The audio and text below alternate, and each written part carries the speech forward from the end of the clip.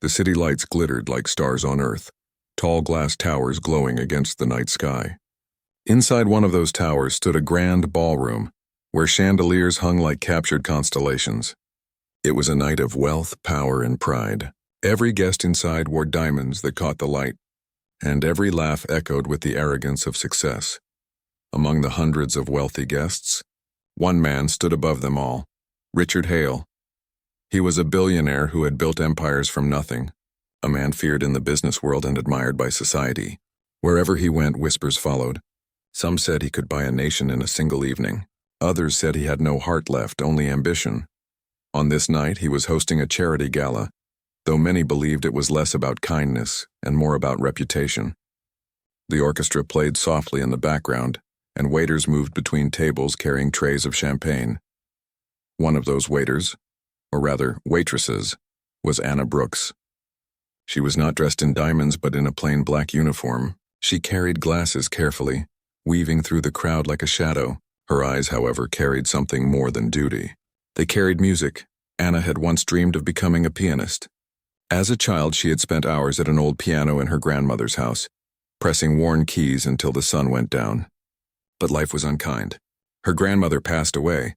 Her family sank into debt, and Anna found herself working long shifts in restaurants to survive. Music became a ghost she chased only in her thoughts. As the night went on, Richard Hale stood at the center of attention, his deep voice commanding silence as he made a speech about power, wealth, and the importance of supporting the arts. Many clapped, though few cared about his words. To them, it was all performance. But then something strange happened. Richard's eyes fell on Anna as she passed by.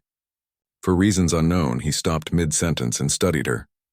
The room grew quiet in confusion. "You," Richard said suddenly, pointing at Anna. His voice was sharp yet curious. "Come here." The guest turned in surprise. A waitress being called out by a billionaire. It felt like a cruel trick. Anna froze, her tray trembling in her hands. Richard gestured toward the grand piano in the corner of the room. "Do you play?" he asked. Anna's breath caught. She wanted to say no to escape, but her silence betrayed her. Richard smirked. "I can see it in your eyes," he said. "You do. Tell me, do you have the courage to play for us?" The room erupted in laughter. The idea of a simple waitress sitting at the grand piano in front of the wealthiest people in the city was absurd. Some whispered insults, others waited for her humiliation. Anna's hands tightened around the tray. Fear fought against the dream still alive in her heart. She hadn't touched a piano in years, but the memory of music still lived in her fingertips. Richard leaned closer, his voice lowering but still carrying authority. "I challenge you," he said. "Play. Show us if talent can rise from the shadows, or walk away and let everyone here believe you are nothing more than a servant." The challenge was cruel, but it also opened a door Anna never thought would appear again. Slowly, she set down her tray, her heart racing like a storm. Every eye in the room followed her as she walked toward the piano, each step heavier than the last. When she sat on the polished bench, the laughter faded. Richard crossed his arms, waiting to be entertained, waiting perhaps for her to fail. Anna placed her fingers on the keys. They trembled at first, uncertain, but then something inside her awakened. She closed her eyes and the first note filled the hall, and in that single moment the world changed. The city at night looked like a field of stars stretched across the ground. Towers of glass rose into the sky, glowing with thousands of lights. Cars glided through the wide streets below, and digital screens lit up the skyline with colors that seemed alive. In the center of this glittering city stood the Hale Tower, a building so tall and polished that it looked like a blade of light piercing the heavens. Inside the tower, the ballroom was alive with music, laughter, and the rustle of gowns. Gold chandeliers hung from the ceiling, casting a warm glow on polished marble floors. The walls were lined with mirrors, and the reflections made the room look endless, as if wealth itself had no limits. The gala was not just any celebration. It was a gathering of the city's most powerful leaders, celebrities, and thinkers. They had come dressed in jewels and silk, their shoes clicking lightly as they moved from table to table, shaking hands, exchanging secrets, and showing smiles that did not always reach their eyes. At the very center of it all stood Richard Hale, the billionaire who owned the tower and much more. Tall, silver-haired, and always in control, Richard was the kind of man people feared and admired at the same time. He had built a fortune in technology, designing machines and systems that shaped the modern world. To many, he was a genius. To others, he was ruthless. When Richard spoke, people listened. When he walked into a room, space seemed to open around him. He had the kind of presence that made silence grow even in noisy places. Tonight, he was not just a host, but also the center of attention, moving between guests like a king among his court. Far from the center of attention was Anna Brooks. She was not a guest, but a waitress hired for the night. Dressed in a plain black uniform with a white collar, she carried trays of champagne and hors d'oeuvres through the sea of glittering gowns and suits. She kept her head low, her steps careful, her smile polite but small. To the rich, she was invisible, another shadow moving to keep their glasses full. But Anna was not ordinary. Her eyes carried a quiet fire, though most would never notice. She had grown up far from wealth, in a small town where her grandmother's old upright piano stood in the corner of their modest home. As a child, Anna would sit for hours at that piano, pressing the worn ivory keys until her fingers ached. Music had been her dream, her escape, her secret language. Her grandmother used to say, "Anna, music is not just sound. It is a way of touching souls." Anna had believed her. She had imagined one day performing on a stage, dressed not in a uniform but in a gown, her hands commanding a grand piano as the world listened in awe. But dreams often lost against reality. Her grandmother passed away when Anna was only 17, and the piano was sold to pay debts. Her parents struggled, bills piled up, and Anna took whatever job she could find to keep her family alive. The dream of music was never truly gone, but it became a shadow, something she carried in her heart but never dared to show. Tonight, she was simply a waitress. The orchestra played in the background as she moved through the crowd. Violins whispered, cellos hummed, and a piano in the corner stood silent, untouched, more decoration than instrument. No one looked at it, for the music was already set. Richard Hale raised his glass at last, and the room fell silent. His deep voice carried easily, polished and practiced. He spoke of art, of culture, of the importance of progress. He spoke of how technology and creativity could shape the future. His words were elegant, yet to many they sounded rehearsed. A speech meant to impress rather than inspire. And then, in the middle of it all, his gaze fell upon Anna. She had just stepped past him with a tray of crystal glasses, her steps quick and careful. Something in her eyes caught him. Perhaps it was the way she moved, or the quiet strength in her face, or something deeper, something even he did not understand. But in that moment, the billionaire stopped speaking. The silence grew strange. Guests exchanged puzzled looks, unsure why the great Richard Hale had fallen quiet. Then he pointed. "You," he said. Anna froze. She looked around, certain he meant someone else. But no, his hand was aimed directly at her. The tray trembled in her grasp, and the sound of a glass rattling against another seemed to echo through the grand room. "Come here," Richard ordered. His voice was calm, yet it carried a weight that allowed no refusal. Whispers spread like fire through the guests. "A waitress?" Called out by the billionaire himself. Some covered their mouths with polite amusement. Others leaned forward to watch. Anna's legs felt heavy, but she obeyed, stepping closer until she stood before him. Her heart thudded in her chest and her mind raced. She wondered if she had done something wrong, if she would be humiliated before them all. Richard studied her for a long moment. Then he pointed to the grand piano in the corner. "Do you play?" he asked. The question cut into her like lightning. For a moment, she could not breathe. Her mouth opened, but no sound came out. The truth was written across her face, and Richard saw it. A thin smile tugged at his lips. "I thought so," he said. "I can see it in your eyes." The crowd stirred.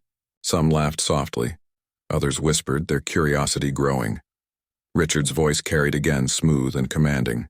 "Tell me, waitress, do you have the courage to play for us? Or will you hide behind that tray forever?" The room filled with laughter this time, sharper and louder. The idea seemed ridiculous. A servant playing for billionaires. Some faces showed pity, others cruel delight, waiting for her to refuse.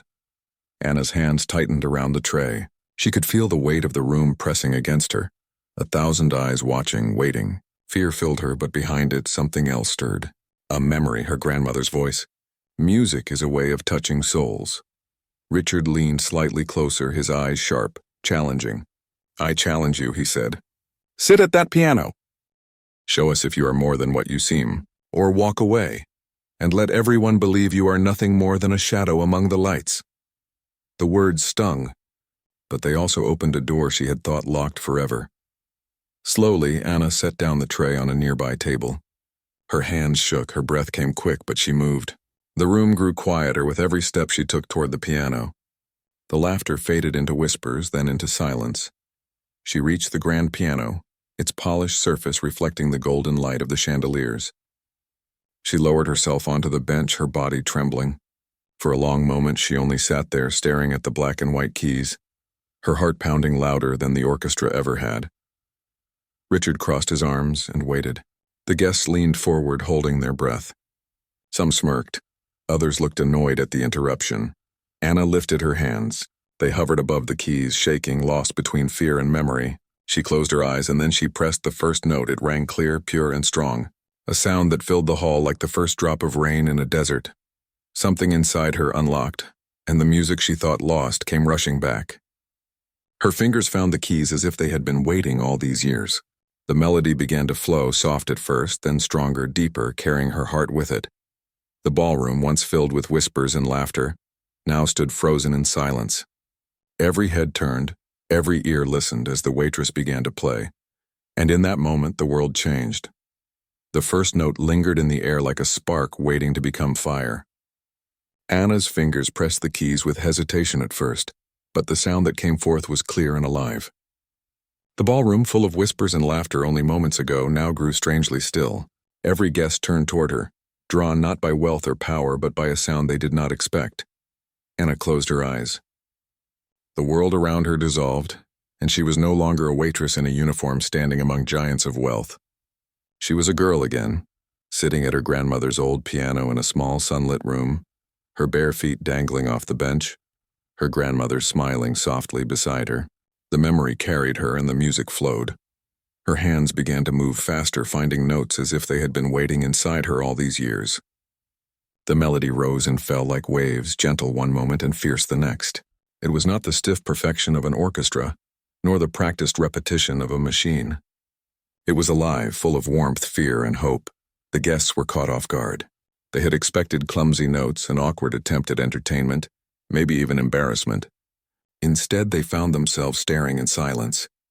The woman they had ignored all night was filling the grand hall with music that spoke to something deeper than words. An old senator lowered his glass, forgetting to sip. A famous actress, known for her sharp remarks, leaned forward with wide eyes. Even the orchestra members, trained professionals, stopped playing softly in the background and simply listened. But it was Richard Hale's expression that drew the most attention. At first, he had leaned back with his arms crossed, expecting to watch her fail. Yet as the music grew, his smile faded. His eyes narrowed, not in anger, but in confusion. He had heard the best pianists in the world. He had hired musicians whose skill was celebrated across continents. Yet this was different. Something about Anna's playing was not just skill. It was raw, unguarded humanity. Every note carried a piece of her struggle, her loss, her hope. And something stranger began to happen. The lights above the chandelier flickered, almost unnoticeable at first. The sound system, which had been quiet, hummed faintly. Guests looked around in confusion, but their eyes were pulled back to Anna as her music swelled. Unseen to most, tiny sensors hidden in the walls of the Hale Tower stirred. Richard's building was no ordinary skyscraper. It was filled with the most advanced technology of its age: smart systems, adaptive networks, even experimental artificial intelligence that monitored the flow of energy and sound.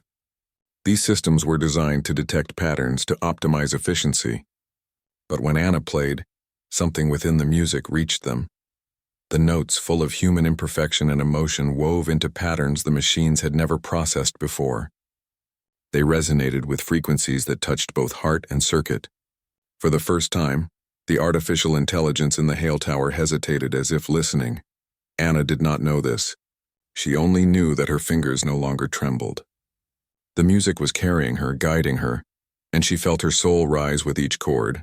She played a memory of running barefoot through grass, her grandmother's laughter in the wind.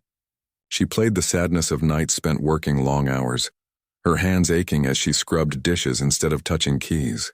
She played the hope that somehow, somewhere, the world still had a place for her music, and the room felt it. A woman who had built her life on wealth found herself crying softly without knowing why. A man who had spent years chasing power felt his chest ache as if something long buried had awakened.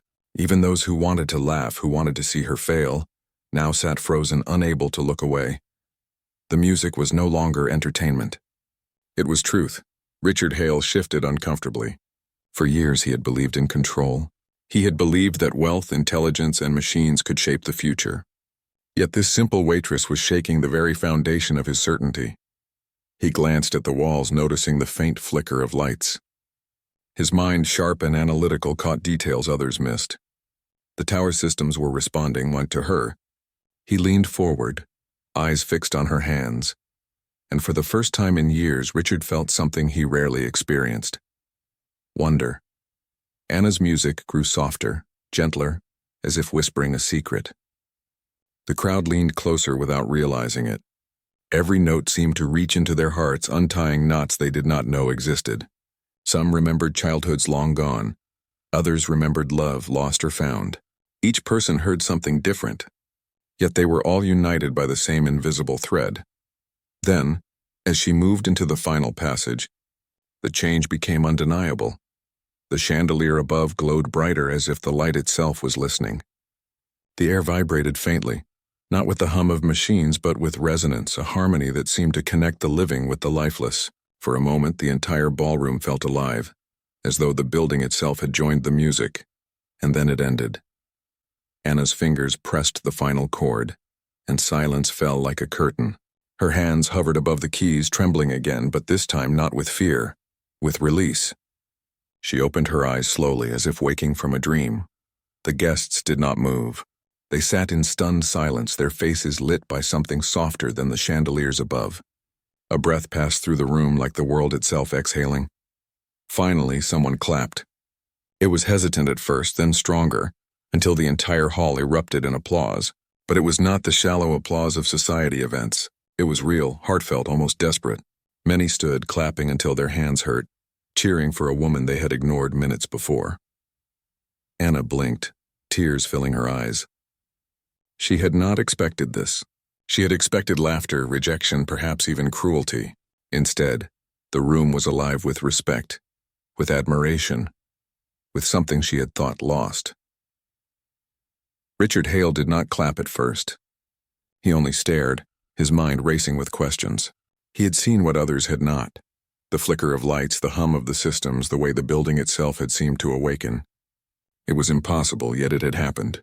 At last, he raised his hands and clapped slowly, his sharp eyes never leaving Anna. When the applause began to fade, Richard spoke, his voice cutting through the air once more. "Remarkable," he said. "Truly remarkable." The crowd turned, eager to hear his judgment. Richard stood tall, his presence filling the room again. But his tone was different now, not commanding but curious. "Tell me, Anna Brooks," he said, calling her by name though she had never given it. "Where did you learn to play like that?" Anna froze, her breath catching. She had no answer. Her grandmother's voice echoed in her mind, and she whispered almost too softly to hear. "I didn't learn. I just played," the guests murmured in awe. Richard studied her for a long moment, then nodded slowly, as if confirming something only he understood. "Very well," he said at last. "But this is not the end. This is only the beginning." And though no one else understood, Richard knew the truth. The music had touched more than hearts tonight. It had touched the very systems of his tower. And if that was possible, then perhaps it could reach even further. The applause had ended, but the silence afterward stayed heavy in the ballroom.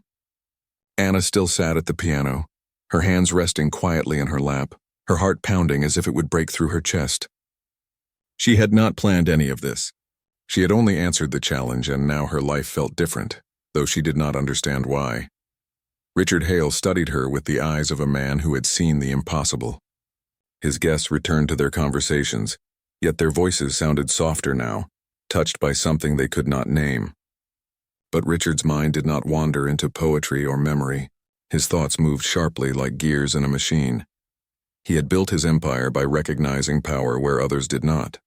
Tonight he had seen something unusual, something beyond art. He had watched his tower's systems react to a human hand playing an old instrument. He could not dismiss it as coincidence. When the gala ended, Anna tried to slip away quietly, hoping to vanish back into her ordinary life. But Richard's voice stopped her at the service door. "Anna Brooks," he said firmly. She turned, startled to hear him speak her name again. She had never given it to him, and yet he knew it. His connections reached far, but still it unsettled her. "You will stay," he said, not as a request but as an order. "I have questions," Anna hesitated. She needed the money from tonight's work, and she could not risk angering a man like him. So she nodded slowly, though her stomach tightened with unease. Richard led her through quiet halls away from the glitter of the ballroom. The walls changed from golden glass to steel and screens. Soon they entered a private chamber filled with glowing panels, humming machines, and tall windows showing the night skyline. "This is the control hub of my tower," Richard explained, his voice calm yet carrying an edge of excitement. "Here, every system responds to signals, patterns, frequencies. Light, sound, energy, all flow through this place." Anna looked around, feeling out of place in her plain uniform. She wrapped her arms around herself. "Why am I here?" Richard turned, his sharp eyes fixed on her. "Because when you played tonight, these systems reacted. Lights flickered, signals shifted. My network hesitated for the first time since I built it. Do you know what that means?" Anna shook her head, confused. "I was just playing." Richard stepped closer, his voice dropping. "It means your music did something machines could not ignore, and if it could affect them here in this building, then perhaps it could reach further. I need to understand how." Anna's heart raced. She wanted to protest, to tell him it was only emotion, only memory flowing through her hands. But deep inside, she remembered the strange feeling when she played, as if something beyond herself had joined her music. Richard gestured toward a sleek piano in the corner of the chamber. Unlike the grand instrument in the ballroom, this one was smaller, built of polished metal and glass with sensors woven across its frame. "Play," he ordered. Anna stared at it nervously. "Now?" "Yes," Richard said. "Play whatever comes to you. The system will record and analyze every note." She sat down slowly. The keys were cold beneath her fingers, strange compared to the warmth of wood and ivory. She hesitated, but then she closed her eyes and began again. The first notes were soft, uncertain, yet soon the music returned, flowing out of her as if her heart could not hold it. This time screens around the room lit up, showing shifting waves of sound and patterns of light. The machines responded instantly, registering spikes and surges not seen with ordinary music. Richard watched with fascination. The graphs pulsed in rhythm with her melody, not just reacting but almost mirroring it. "Look," he said sharply, pointing at a screen. "Do you see? The frequencies are aligning. It's not random. It's a dialogue."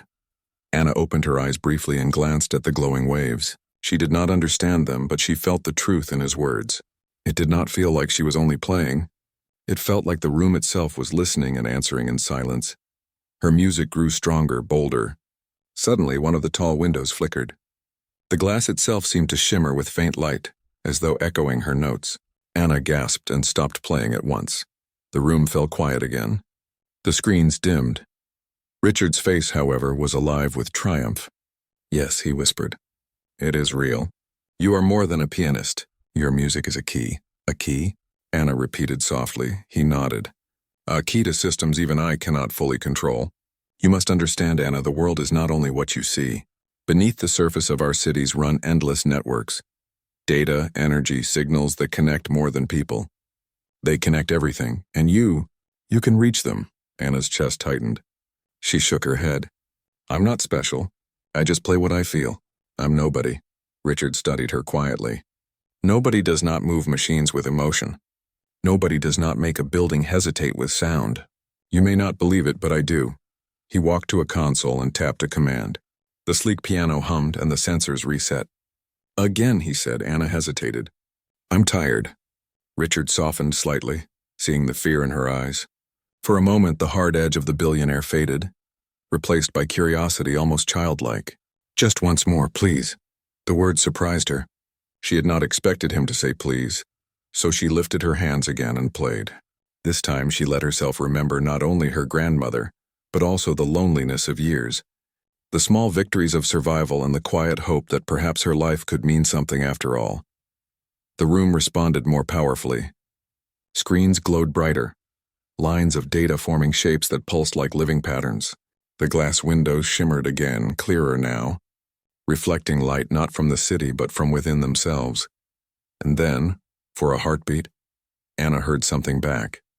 It was faint, almost like an echo within her music, a note she had not played but that answered her melody. She froze, her breath catching. Richard leaned forward sharply. "What happened?" "What did you hear?" Anna looked at him with wide eyes. It was like the piano played with me, but I didn't touch those keys." Richard's expression hardened with determination. "Then it has begun. The system is not only reacting, it is responding." He turned quickly to the controls, his hands moving over the screens. "Anna, do you realize what this means? Humanity has built machines to calculate, to imitate, to repeat, but none of them truly create. Yet tonight, when you played, something answered. That is new. That is alive." Anna trembled. "Alive?" Richard looked at her, his eyes intense. "Yes, and you awakened it." For a long moment the room was silent except for the faint hum of the machines. Anna's heart pounded. She had only wanted to survive the night, to play one last time for herself. Yet now, she was caught in something far larger, something she could not yet understand. Richard straightened, his decision made. "Anna Brooks, you are not leaving this tower. Not yet, the world must see what you can do. But first we must learn how far your gift reaches." Anna's breath caught in her throat. She wanted to run, but part of her knew there was no running from this. And deep within her, beneath the fear, a strange spark of curiosity began to burn. Anna had never felt so heavy and so light at the same time. Heavy because the weight of Richard's words pressed down on her. Words that told her she was part of something bigger than she had ever imagined. Light because when she played, she felt free, as though the music lifted her out of the life she had been trapped in for years. After her second test in the control hub, she had wanted to leave. But Richard did not let her. He offered no contract, no deal, only a simple command. Stay. And though Anna wanted to protest, something inside her held her back. She wanted answers as much as he did. Over the next days, Richard kept her in the tower. She stayed in a guest suite high above the city, larger than any place she had ever lived. Its windows stretched from floor to ceiling, showing her a view of the skyline that felt like another world. She could see the streets far below, the cars like streams of light, the stars above struggling against the glow of the city. Richard visited often, not with the charm he showed at the gala, but with the intensity of a man chasing discovery. He brought her back to the control hub each day, where the strange piano with its sensors waited. Again, he would say, and she would play. Each time she played, the machines responded. Screens lit with patterns, lights flickered, windows glowed. But Richard wanted more than lights. He wanted proof that what she carried was not just emotion, but power. One evening, after hours of experiments, Richard stood in front of the glowing screens with his arms crossed. "We've measured the signals," he said. "They are not random. They form structures, shapes. They echo across systems as if following a code." Anna sat on the bench, her fingers resting on her knees. She felt exhausted but curious. "What kind of code?" Richard turned to her, his silver hair shining in the glow of the machines. "One I do not recognize. I have studied signals for decades, from satellites, from deep space probes, from networks across the globe. But this is different. When you play, you are not only creating sound, you are sending messages." Anna frowned, shaking her head. "I don't know how. I'm not sending anything. I'm just playing what I feel." Richard leaned closer, his voice sharp. "That is exactly why it matters. Machines are logical, cold. They repeat what we give them, but you carry something no algorithm can copy. Humanity's raw emotion. That is what the machines respond to." He moved to a console and tapped commands. The screen shifted to show a map of the globe with pulsing lines of data. "When you played yesterday, our sensors caught echoes beyond this building. Signals moved through satellites, bouncing across networks. They spread across the planet." Anna's eyes widened. "Across the world?" "Yes," Richard said. "And if they can travel that far, perhaps further." He paused, then spoke more slowly, almost in awe. "Perhaps even into space." The words settled like a weight in the room. Anna stared at him, her chest tight. Space, you mean other worlds? Richard nodded. The universe listens, Anna, and you may be the first to speak in a language it understands.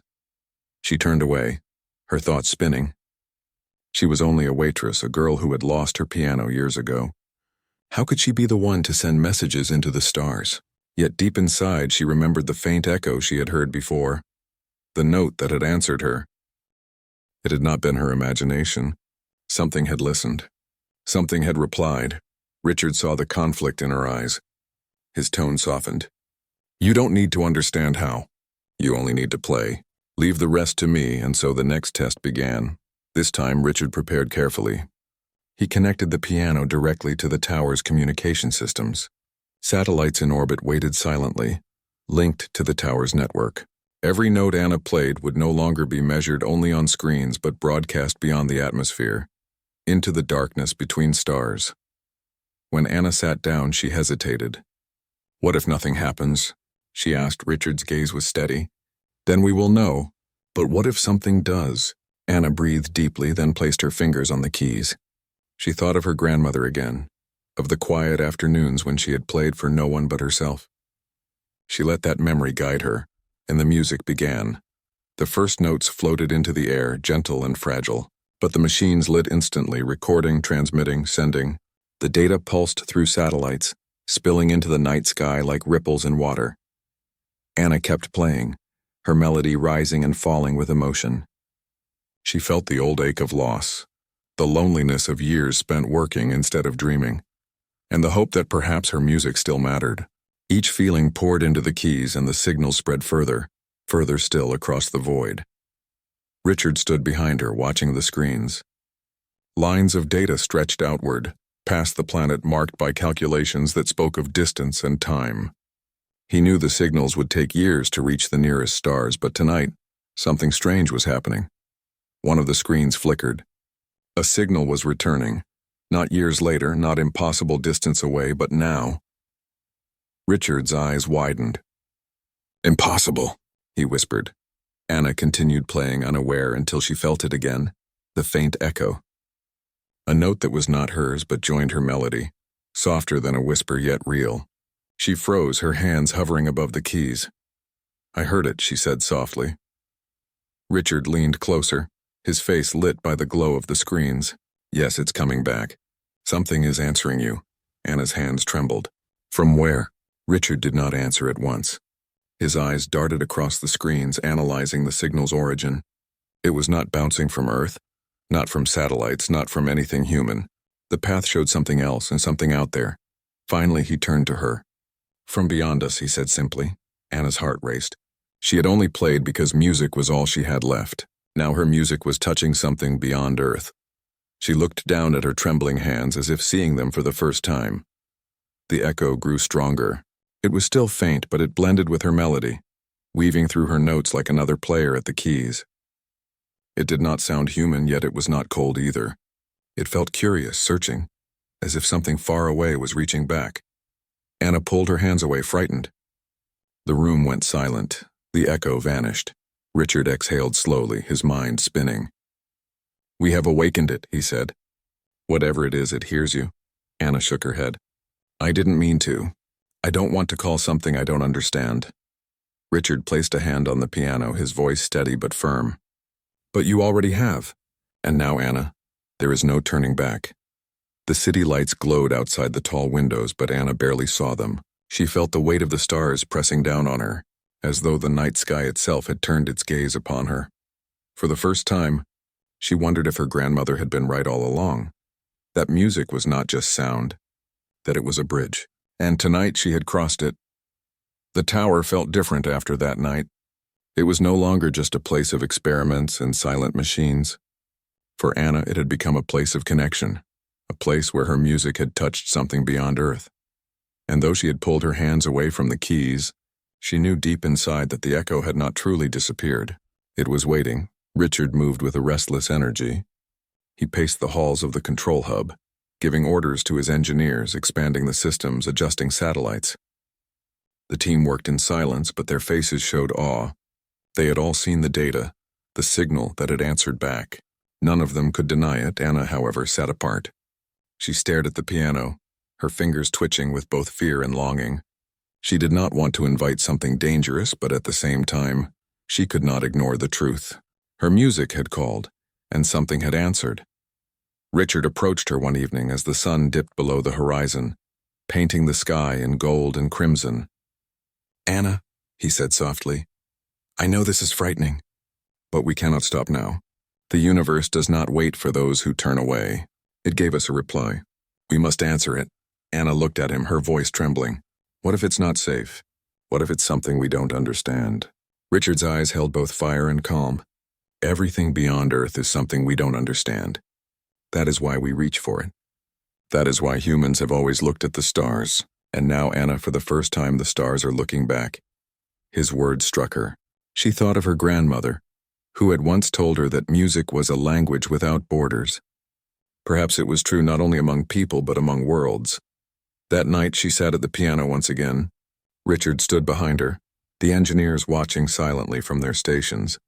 The city outside glowed with 1,000 lights, but inside the room, only the piano mattered. Anna closed her eyes and began to play. The notes rose gently, like whispers at first, then stronger, like waves rolling across the sea.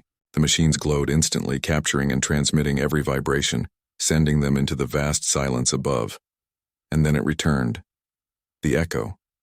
At first, faint, a thread of sound weaving carefully between her notes as though testing the melody. But as Anna played on, the echo grew louder, more confident, weaving patterns she had never imagined.